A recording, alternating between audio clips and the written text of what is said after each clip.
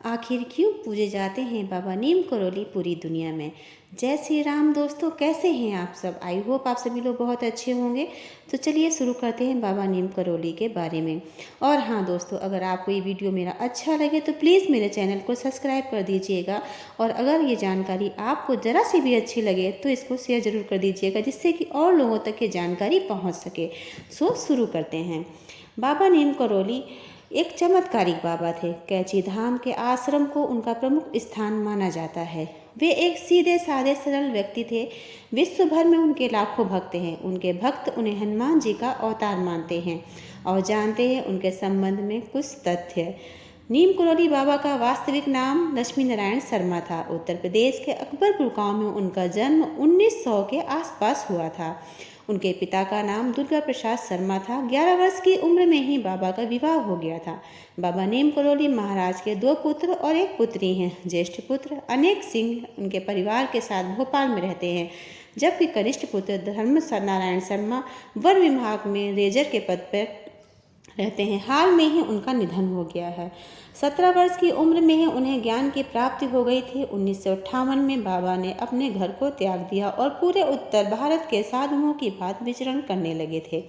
उस दौरान लक्ष्मण दास, हांडी वाले बाबा और तिकुनिया वाले बाबा सहित वे कई नामों से जाने जाते थे।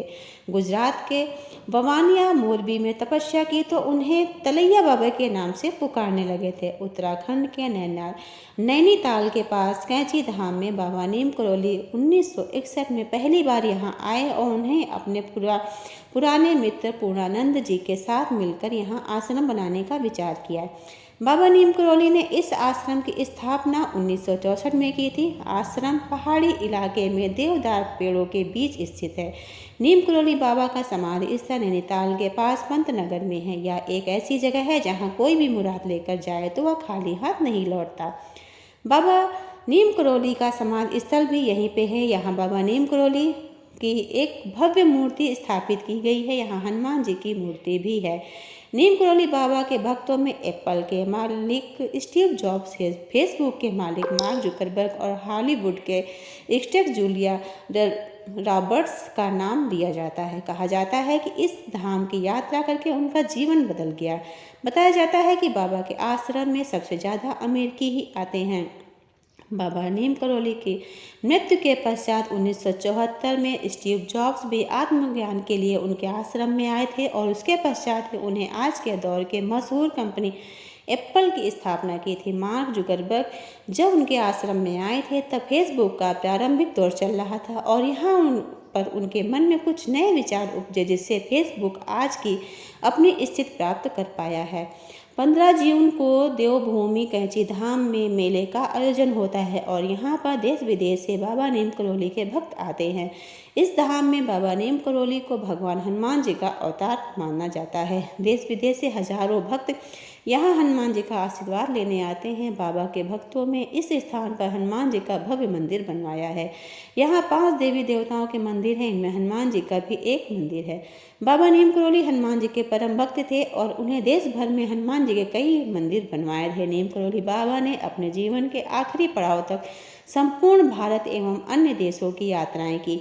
बाबा श्री हनुमान जी के भक्त थे तथा उन्हें भारत में 108 हनुमान मंदिरों का निर्माण कराया।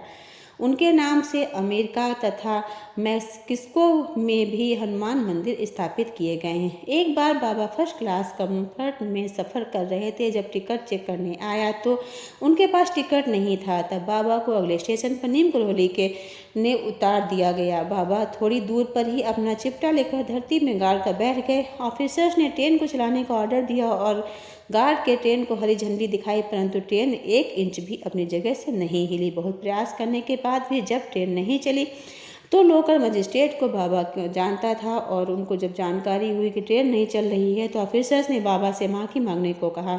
उन्हें सम्मानपूर्वक अंदर लाने को कहा। ट्रेन में सवार अन्य लोगों ने भी मजिस्ट्रेट का समर्थन किया। ऑफिसर्स ने बाबा से माफ़ी मांगी और उन्हें सम्मानपूर्वक ट्रेन में बिठाया। बाबा के ट्रेन में बैठते ही ट्रेन चल। एक बार उन्होंने अपने एक विदेशी अनुयायी को ब्लड प्रेशर की दवा का सेवन करते हुए देखा। बाबा नीम करोली ने उसे दवा की शीशी मांगी और उसे खोलकर उसमें रखी सारी दवा की गोलियां खा गए। यह देखकर अनुयायी काफ़ी घबरा गया और जल्द ही एम्बुलेंस बुलाने को तैयारी करने लगा। परंतु घंटे बीत जाने के पश्चात भी बाबा को कुछ नहीं हुआ। वे पहले की तरह ही मुस्कुरा रहे थे और शांत थे। एक बार एक विदेशी अनुयायी अपने पति को लेकर नीम करोली बाबा के पास पहुंची थी। उस विदेशी महिला का पति बाबाओं पर विश्वास नहीं करता था और न ही धर्म में विश्वास करता था, परंतु पत्नी के कहने पर वह वहां आया था। वह व्यक्ति आश्रम और नीम करोली बाबा को देखकर सोचने लगा कि इन साधारण से व्यक्ति के पीछे मेरी पत्नी पागल है। फिर वह वहां से उठकर चला गया। रात में वह नदी के किनारे खड़ा अपनी पत्नी और भविष्य के बारे में सोचने लगा। दूसरे दिन सुबह वह पुनः अपने देश जाने को पूर्व औपचारिकतावश पत्नी के कहने पर नीम करोली बाबा के दर्शन करने गया। वहां बाबा ने उसे बुलाकर पूछा कि तुम यहाँ आकर क्या सोच रहे थे और तुम नदी के किनारे खड़े होकर क्या सोच रहे थे, क्या तुम सब जानना चाहते हो? तब बाबा ने उसको सब कुछ बता दिया जो वह सोच रहा था। यह सुनकर उसे बाबा पर विश्वास हो